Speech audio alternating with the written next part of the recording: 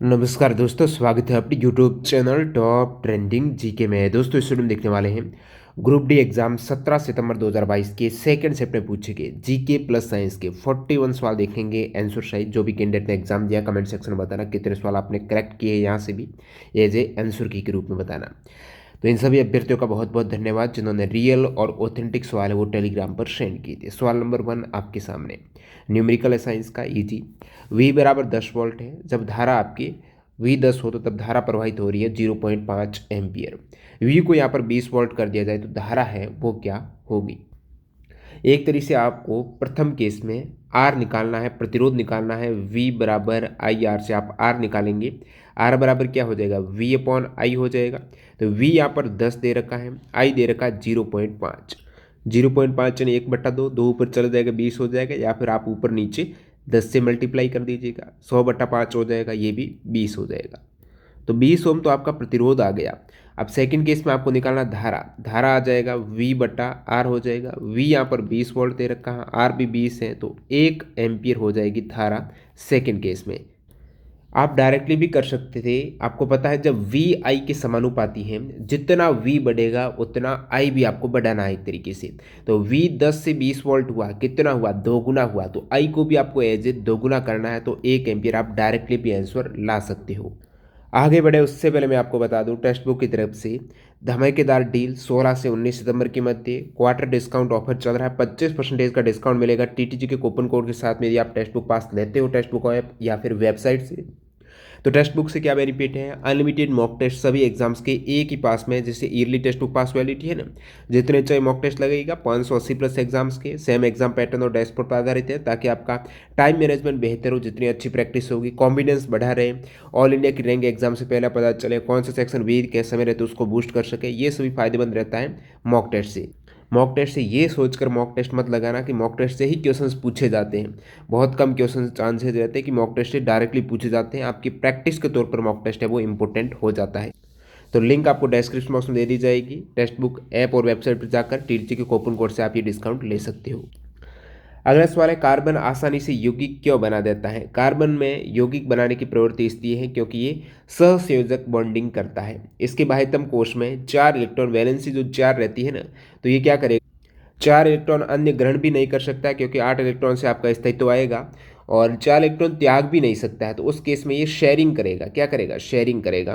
ग्रहण क्यों नहीं कर सकता है, जब 4 इलेक्ट्रॉन ग्रहण कर लेगा, ऑलरेडी कार्बन के पास में 6 इलेक्ट्रॉन होते हैं, 4 कर लेगा तो 10 हो जाएगा। अब कार्बन के पास में प्रोटॉन कितने हैं, 6, और इलेक्ट्रॉन 10 है, क्या स्थायित्व बन पाएगा, नहीं बन पाएगा। इसलिए ये 4 इलेक्ट्रॉन ग्रहण नहीं कर पाता है, आयनिक बॉन्डिंग नहीं बना पाता है, और 4 इलेक्ट्रॉन त्याग भी नहीं सकता है। इसके लिए बहुत ज़्यादा एनर्जी की आवश्यकता रहती है जो इनके पास है नहीं। तो ये क्या करेगा, शेयरिंग करेगा, सहसंयोजक बॉन्डिंग बनाएगा। When was SHG bank linkage programme started, तो ये जो स्वयं सहायता समूह self help group bank linkage programme है, इसकी शुरुआत 1992 में हुई है। किसके द्वारा की गई है, नाबार्ड के द्वारा की गई है। अगला सवाल है, कर्नाटक उच्च न्यायालय के मुख्य न्यायाधीश कौन है। ऋतुराज अवस्थी हैं। वैसे हाल ही में 30 जून 2022 को न्यायमूर्ति आलोक आराधे भी कर्नाटक उच्च न्यायालय के कार्यवाहक मुख्य न्यायाधीश से नियुक्त किए गए हैं कुछ समय के लिए, क्योंकि ये अवकाश पर थे ऋतुराज अवस्थी। दिल्ली उच्च न्यायालय की स्थापना कब हुई है। दिल्ली उच्च न्यायालय हाईकोर्ट की स्थापना 1966 को हुई है। कब, 31 अक्टूबर 1966 को।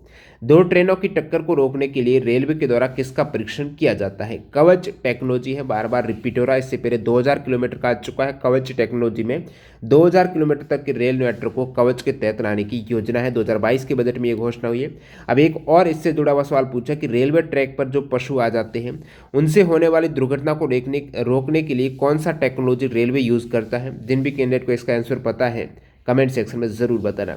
गुर्दे और मूत्राशय को जोड़ने वाली नलियों को क्या कहा जाता है, मूत्र नलिका, यूरेटर इसे बोलेंगे आप। एक स्वच्छ वयस्क में प्रतिदिन 180 लीटर आरंभिक निश्चित वृक्क में होता है, यद्यपि एक दिन में उत्सर्जित मूत्र का आयतन वास्तविक में कितना होता है। अब जो उत्सर्जित तो होता है वो 1 से 2 लीटर होता है यूरिन, लेकिन 180 लीटर आप कहेंगे ये कौन सा फ्लूइड आ गया। तो आपके शरीर में ब्लड तो है ना, तो ये साइकिल होता रहता है, एक साथ 180 लीटर थोड़े बार बार है, वो साइकिल होगा। तो 180 लीटर तक ये टोटल फ्लूइड है वो किडनी के द्वारा प्रतिदिन फिल्टर किया जाता है कितना फ्लूइड, 180 लीटर, और उसमें से उत्सर्जित होता है मात्र 1 से 2 लीटर। जो आपको पूछा है कितना उत्सर्जित होता है।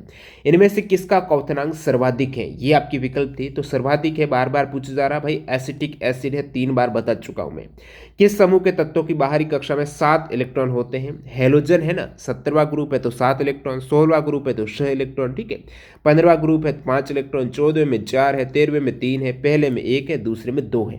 मनुष्य के अमाशय में कौन सा एसिड होता है? अमाशय यानी पेट। स्टोमक में जो गैस्ट्रिक एसिड होता है जिसे आप HCl बोलते हो, हाइड्रोक्लोरिक एसिड। नेक्स्ट एक रिएक्शन है, आयरन ऑक्साइड जब एल्यूमिनियम से रिएक्ट करेगा तो एल्यूमिनियम ऑक्साइड बनेगा। ये किस प्रकार की अभिक्रिया है? एक तो ये डिस्प्लेसमेंट विस्थापन है, एक है रेडॉक्स। 2 प्रकार की रिएक्शंस। अलकनंदा और भागीरथी का संगम है वो कहाँ पर होता है? देव प्रयाग में। और धौली गंगा और अलकनंदा का संगम होता है विष्णु प्रयाग में। पंच जो प्रयाग है ना, ये जरूर याद रखना।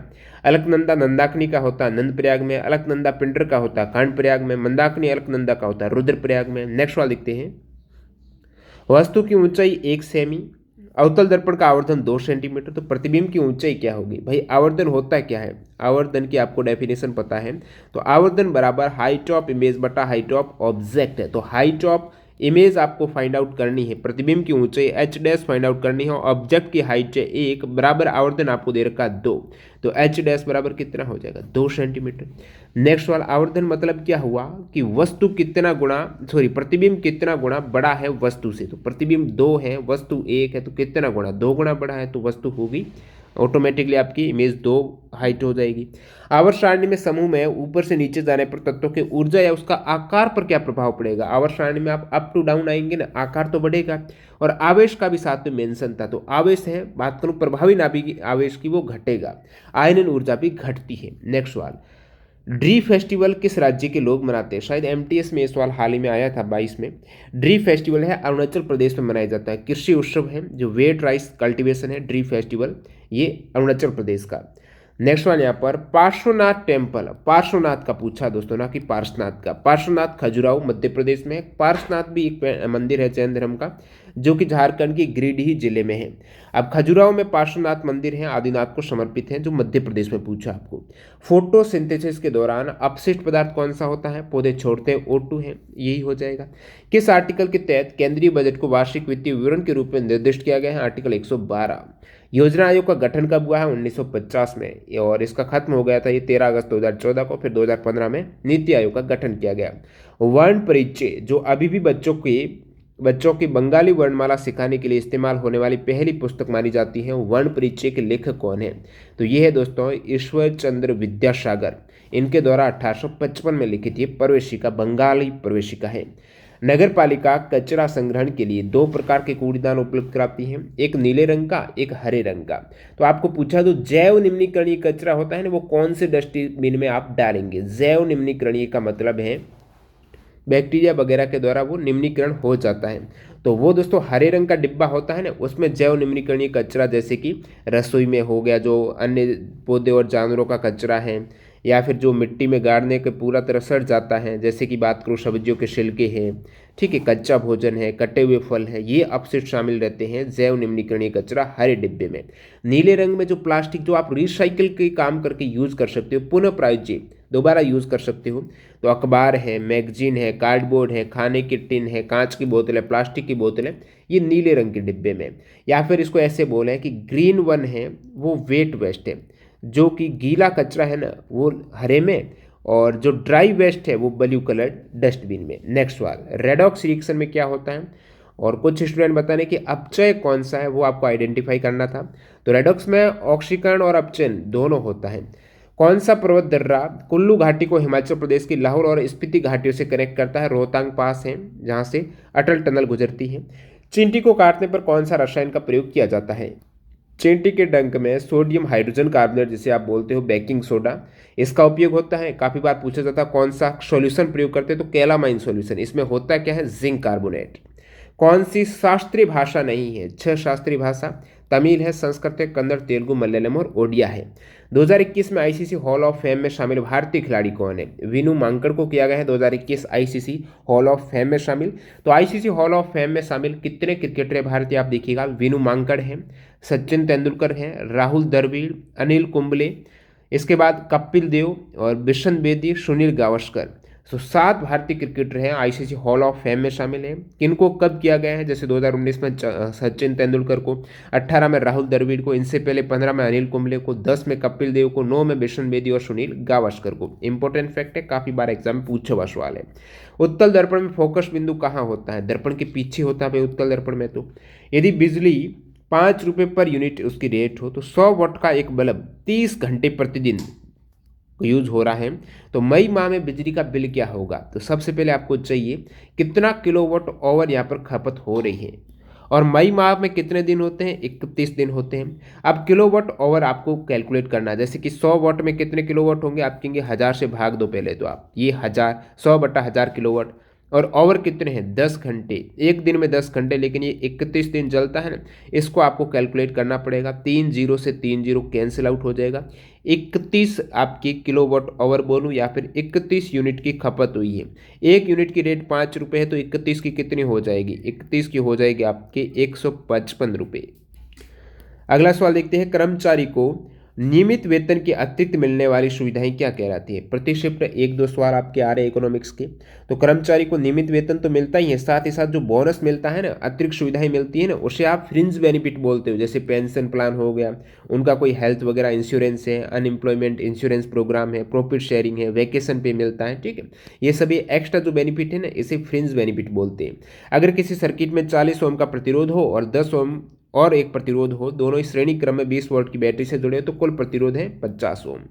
2021 में प्राइवेट स्कूल में नामांकन में कितने फीसदी की कमी आई है? तो ये ASER रिपोर्ट के मुताबिक आपको पूछा है। Annual status of education report के अनुसार बोलूं तो निजी स्कूलों में नामांकन 2018 में 32.5% था, 2021 में ये गिरकर 24.4% हो गया है। तो 32.5 में से 24.4 आप माइनस कर दीजिएगा, आपका आंसर आ जाएगा 18.1% की कमी हुई है।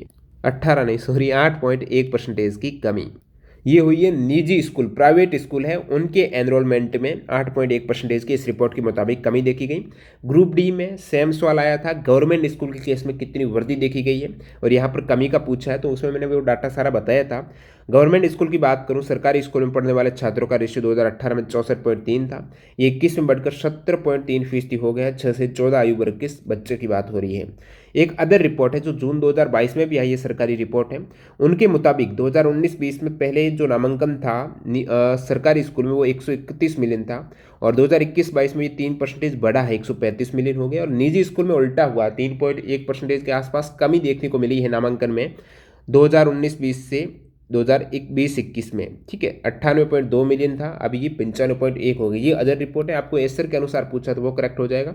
नेक्स्ट सवाल लिखते हैं यहाँ पर, जैन धर्म की में महावीर कौन से नंबर के तीर्थंकर है? भगवान महावीर 24वें हैं, पार्श्वनाथ 23वें हैं। एक रिफ्रैक्टिव इंडेक्स से पूछा है आपकी सापेक्ष से, एक्चुअल में ये सवाल था।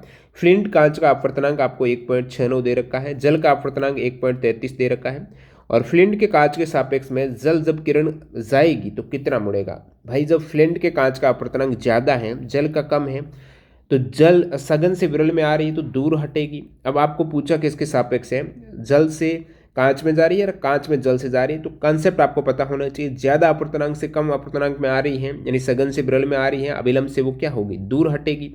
और सेकंड केस की बात करूं, यदि वो जल से कांच में जाए तो अविलंब के पास आएगी। और किसके सापेक्ष किसका पूछा, जैसे कि यहाँ पर आपको जल में किरण जाएगी तो कितना मुड़ेगा। अब ये पूछ लिया कितना मुड़ेगा, एक अपवर्तनांक सापेक्ष अपवर्तनांक भी फाइंड आउट करना है। जैसे फ्लिंट कांच का अपवर्तनांक आपको पूछा है, जल के सापेक्ष मान लेते हैं।